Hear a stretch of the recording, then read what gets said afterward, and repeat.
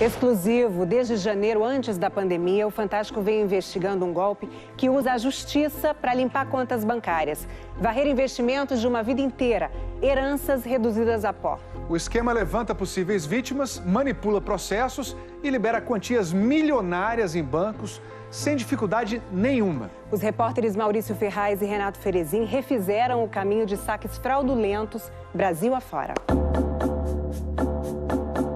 Neste cemitério, em Brasília, encontramos a maior prova de uma fraude milionária.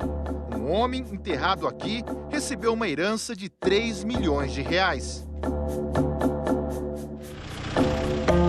Oi, seu Gustavo. Trabalho na TV Globo e meu nome é Maurício Ferraz, tudo bem? Eu queria saber como o senhor conseguiu a assinatura de um morto para receber uma herança.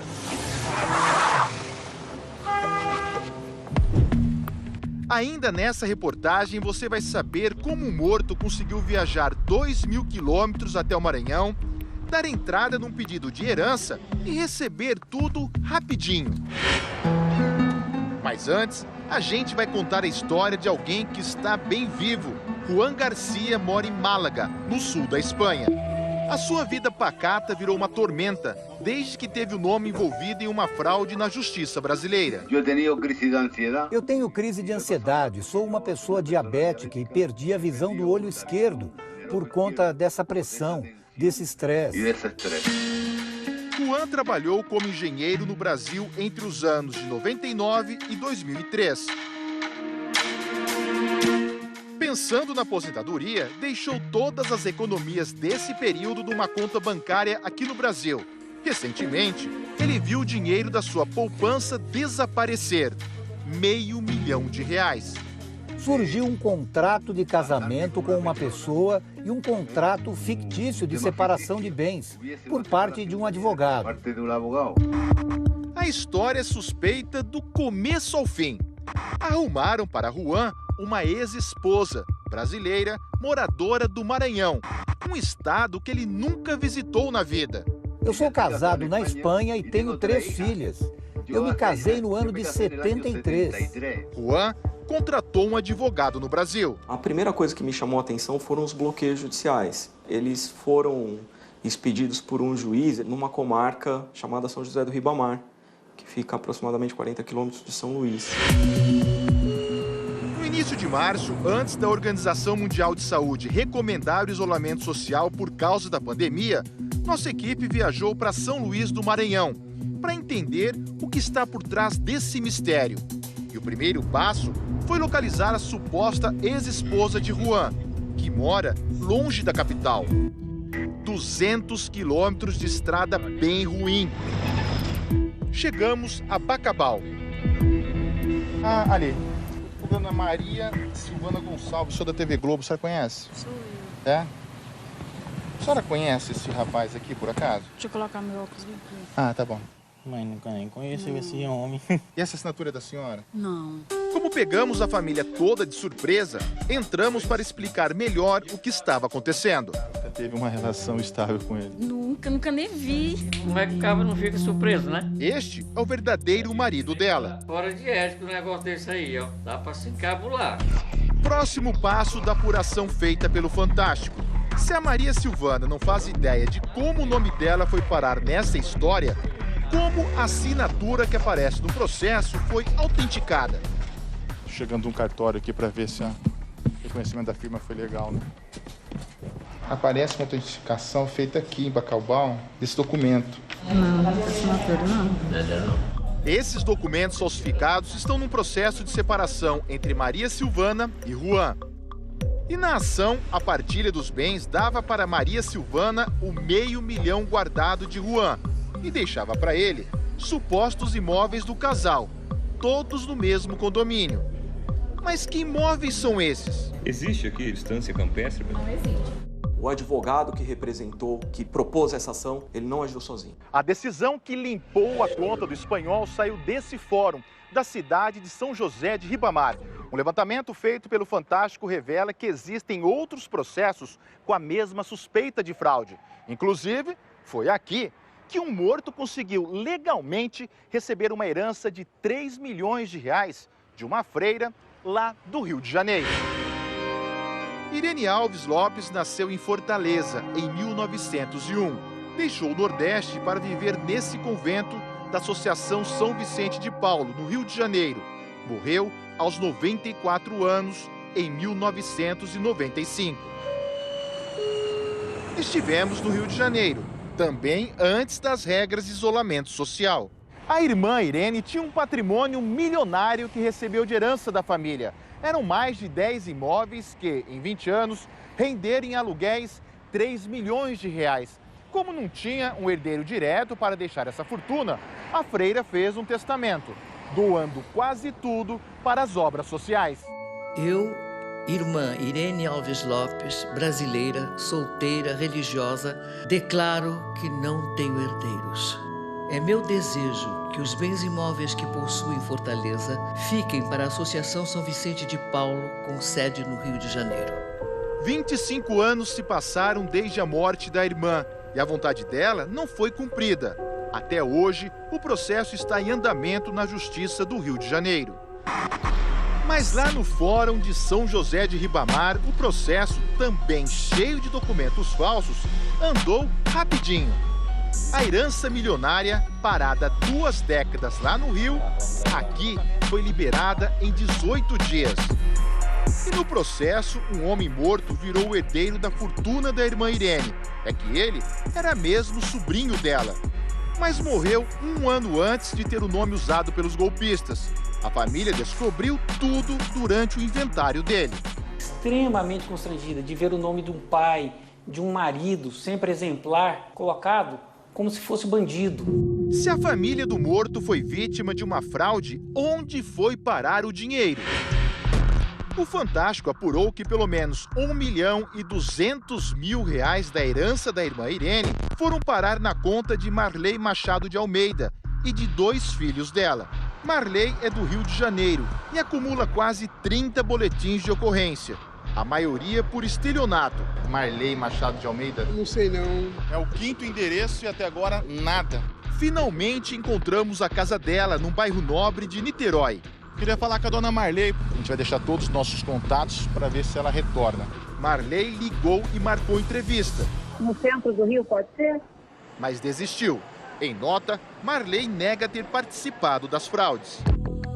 A Associação São Vicente de Paulo, que tinha realmente direito à herança e que também foi vítima do processo, não quis comentar o assunto. O advogado da família do morto, que teve o nome envolvido na fraude, revela que eles receberam ameaças. Descoberta a fraude, a família recebeu ligações oriundas do Rio de Janeiro, então passou a ter medo. Desde janeiro até agora, o Fantástico vem investigando mais de 10 fraudes parecidas. Elas envolvem sempre documentos falsos, contas bancárias com valores altos e sem movimentação há um bom tempo. Na maioria dos casos, as vítimas são pessoas que faleceram e não possuem herdeiros. Metade desses processos fraudulentos, incluindo o do espanhol Juan e da irmã Irene, é do Maranhão. Todos em São José de Ribamar. E sempre o mesmo advogado assina as ações com documentos falsos. Ele é Gustavo Simeão, ex-policial militar. Todas as decisões foram dadas pelo mesmo juiz, Márcio José do Carmo Costa. O juiz nos atendeu, mas não gravou entrevista. Nega qualquer participação nas fraudes. Disse que foi absolvido pela corregedoria no caso da irmã Irene e que não tinha como identificar documentos falsos. Mas a Corregedoria do Tribunal de Justiça do Maranhão afirmou que ele está sendo investigado sim e que não pode passar mais detalhes. Nós procuramos o advogado Gustavo Simeão em vários endereços e o encontramos nesse posto de combustível. Queria saber como o senhor conseguiu a assinatura de um morto para receber uma herança? No dia seguinte, Gustavo nos procurou para uma reunião. Sobre o caso da irmã Irene, ele disse que foi contratado por um escritório do Rio de Janeiro. Pelos honorários, recebeu R$320 mil. Ele apresentou o tal contrato. Nós apuramos que no papel também havia dados falsos. Eu me preocupar com o Rio de Janeiro procurou o senhor aqui em São José do Ribamar. Assim, essa questão eu vou explicar no processo. Essa questão eu vou explicar no processual. Ele também falou sobre o caso do espanhol, que nunca foi casado com Maria Silvana e nem conhece o Maranhão. Qual parte que contratou o senhor? Maria Silvana. O senhor esteve com ela? Estive com ela, ela recebeu o dinheiro. E esse advogado, Gustavo Santos Simeão, a senhora conhece? Não. Nunca ouviu falar? Nunca ouvi falar. Essa é ela. É. Mas se é falso, eu não posso adivinhar. De todos os casos investigados pelo Fantástico, escancara o problema das fraudes processuais. Um francês que morreu em 2010 em uma cidade na Grande São Paulo não tinha herdeiros aqui no Brasil. Mas descobrimos que, misteriosamente, em pelo menos 3 estados, aparecem processos com esposa, filha, amigo e dívidas que nunca foram feitas por ele. Roger Lavalardi foi professor do Departamento de Biologia da USP. Sem família no Brasil, morava sozinho e deixou mais de 2 milhões de reais na conta bancária. Antes da pandemia, o Fantástico foi até Corumbá de Goiás, atrás da suposta filha, que pediu na justiça a herança dele. Eucrídia. Também procuramos os 2 advogados da suposta filha, Alex Fernandes Moreira e Jorge Fernando Viana Lopes. Ninguém atendeu. Nesse processo de Goiás, quem autorizou a retirada do dinheiro da conta do francês foi o juiz Levine Artiaga. Por telefone, ele negou que tenha participado da fraude, falou que é vítima e encaminhou um caso à polícia. A suposta filha do francês conseguiu com o processo R$1.200.000. Esta semana, o Fantástico localizou em Paris uma sobrinha, a verdadeira herdeira do professor. Há 10 anos, Eveline tenta receber a herança do tio e se diz desesperada com o impasse diante dos golpes. Logo vimos que existiam documentos falsos. Acho que essas falsificações são feitas para que eu abandone o processo. Mas eu ainda tenho esperança de recuperar essa herança. O Conselho Nacional de Justiça investiga os 2 juízes citados na reportagem. Sem dúvida, é a obrigação do juiz checar as provas que são juntadas. Se eventualmente o juiz recebeu algum valor indevido para atuar daquele jeito, ainda que a decisão esteja correta, isso significa a violação do Código de Conduta da Magistratura e atrai a atuação das corregedorias. E lembra do advogado Gustavo Simeão, que entrou com várias ações fraudulentas em São José de Ribamar?